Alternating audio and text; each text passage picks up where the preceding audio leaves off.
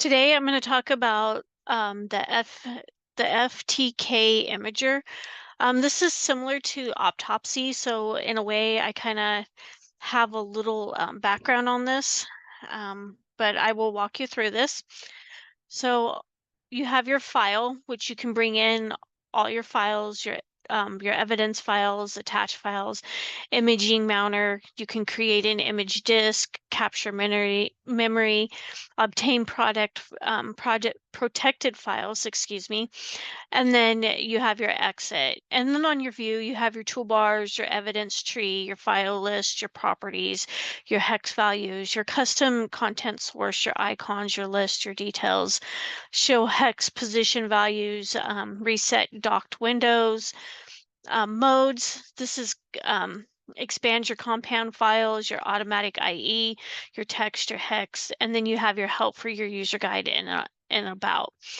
A lot of what is on the File tab and the View tab and some of the Mode tab are all right here across. You can actually go into this little drop down and you can do your hide, your toolbars, you can hide your evidence bars, your files list, your properties, hex values, custom content sources.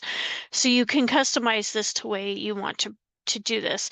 Today we're going to I'm going to bring in contents of a folder. I have an email that is corrupted, I mean not corrupted, but infected, and we're going to go take a look at it. So I would bring in that, or I can bring in my physical drive, my logical drive, my image files, and the contents of a folder. We would hit next, enter the source path, so you'd have to go look for this. Mine's in my downloads. Because it's in my downloads folder. So you bring that in, and then you hit finish. And then you hit this little plus line right here, and this will bring everything that is in your downloads.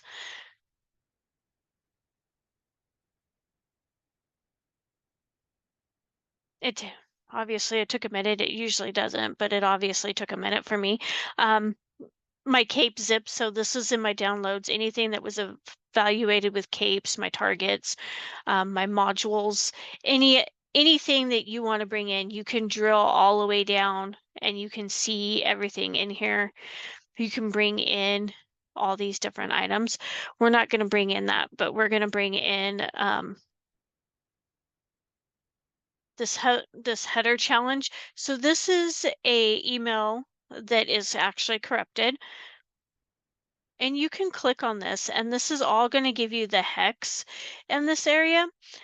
And then you can go over here if you want to, and you can add in all attached. So now I brought in physical drives, I brought in my C drive.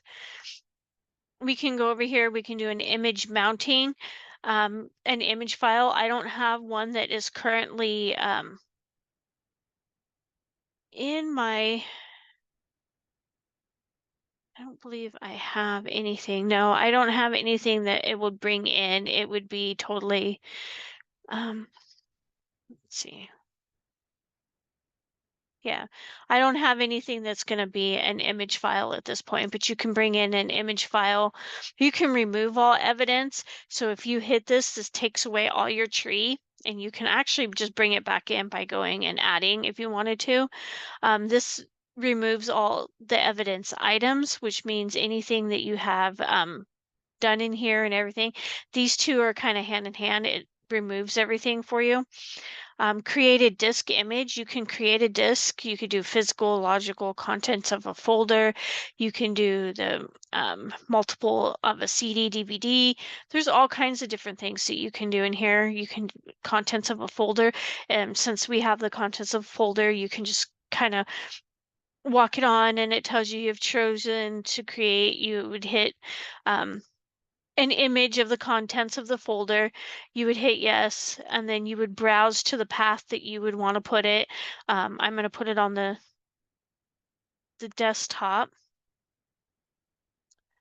And then you can hit OK, and it's going to show you And then when you hit finish, it comes up and it tells you you can add, you can do an overflow location, you can create a directory of listings, um, image just destinations, you can add overflow.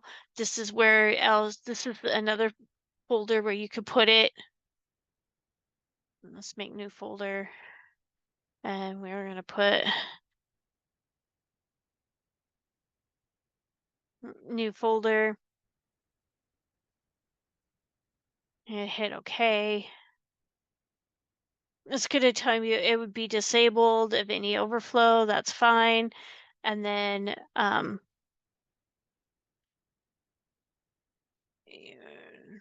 progress, create district limits, and then you would be able to hit start and it would do that. It's not allowing me to do it because of the file that I have that I've selected isn't a good disk image.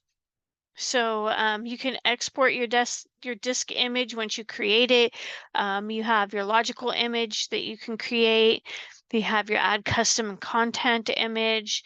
You have create custom content image. You have a verified drive image, capture memory.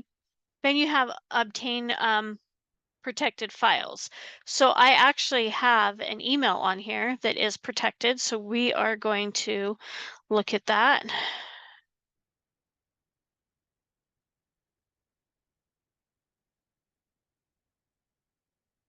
Okay. And it's going to retrieve it. And it did, it retrieved it in.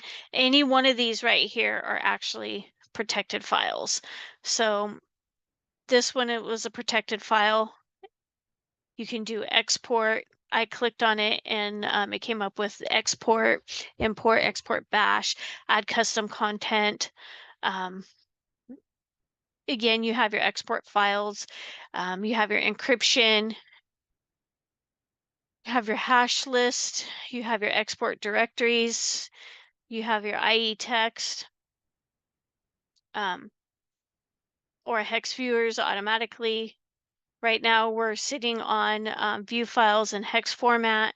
We can do it in plain text and copy. And this is what it looks like. It's corrupted, so it looks like this. This email actually had these characters in it. So that's showing you what it brought in. It's not something that if it if it was just an email that didn't have the characters, you could bring it in similar to autopsies and you could actually see the actual image of the email of what it looked like. But this email, it was fully corrupted and this is what it looked like. I mean, not fully corrupted, but fully infected by a virus, and that's what it looked like if I were to open it. Then you have your questions where, again, I went over this beginning. You can open any of these. You can just, however you want to do it. Your modes here, you can do an automatic that would automatically, this is where it's going to land each time for me. I can do it, switch it to text each time. I can do it a hex each time if we wanted to see the hex, and I can click on it and this is going to give you the hex value. And it's going to give it to you pretty much line by line as the hex value here. The only thing that's different about this that I don't care for is that the imaging and the capture memory are a little wonky for me, in my personal opinion, but they work really well. I mean, you can capture the memory of it, and your destination path and desktop. You could put it in the new folder. You can hit OK. It's going to come up, and you can do a capture memory, and then we can see this go, and I'll show you. I'll show you where this is at. Sorry, I have lung damage, so it's hard for me to talk sometimes, and my voice gets wispy, and I have to clear it sometimes. So, come on, let's go.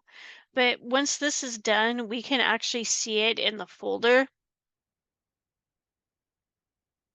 Okay, it said it was captured successfully. So if we go to the desktop and we go into the new folder, here's that folder that we captured. And then you can open it with whatever you want.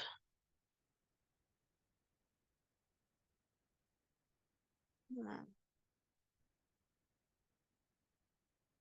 Notepad, just the ones. And notepad down here. So this is what it looked like. That folder, like I said, it was corrupted. So this is actually what it kind of looked like. This is a different one that I selected, but as you can see, it's pretty encoded. It's pretty, it's not the prettiest thing in the world, and it was having a hard time. This was the other one that was on there. So it was bringing anything that I was bringing in, and that this is what it, and it didn't capture the memory because there wasn't really any memory to this. So, but you can bring this in and look at your physical drives. Let's go see what we have on our physical drive. How about C drive? Downloads. Let's do Cape Zip. You can go in. And there's no files in here, so you can't bring that in. Okay, here's a file. This you can look at um, the different hexes. You can look at exports. You can do the maps. You can export. You can and you can save these wherever you want and bring them in. And then again, you have your different views up here. So we could look at, this is what the source looks like. And this is what I'm saying. When you go in and you look at an image, if it has this directory and this is what it looks like, this is what you're going to get. So this is kind of nice that this is the event log files. It gives you, you know, binary stuff here. It gives you where it came from, what was going on. Same thing with here, if we're under the image. Um, this is the text, which is kind of the similar to the image. So if there's any text, it's going to show text. This is all going to be hex. So this one was a good file to look at. You have your evidence tree here again. You can browse your folders where you want to save it, make a new folder.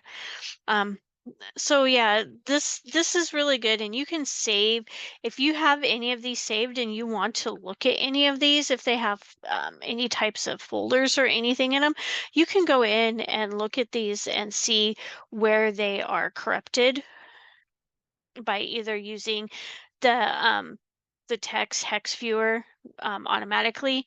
So I mean, you get all kinds of information in here, and it brings it all in for you, which is really nice. So you don't have to worry about any of this, and this is all executables, faults, settings. So this is really nice. The email, like I said, the one that I was looking at, the 3 blogs, the text file I showed that to you. It was pretty messy. That's what it looked like. The other one, this one, it was pretty messy as well. I don't think I have the other one in here that was saved in that file.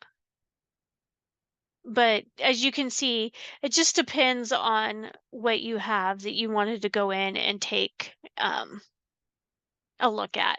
Here's registry. So this would give you registry if you have any registries.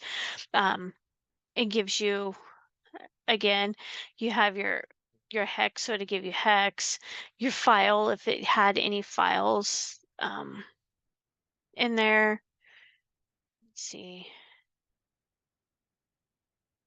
Here again, we're sitting on image, so this is what the view of the image looks like in plain text.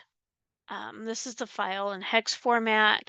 This one gives you both hex and format. You just have to switch in between those two.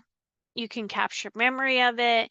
You have your export logical. I mean, there's so much that you can do with this, and this is really good. If, again, if the file is not corrupted, you can actually see the text of it. But since I had that email that was corrupted, we all we get is all of those special characters, and I believe I showed that to you. If you have any other questions, please let me know. Thank you.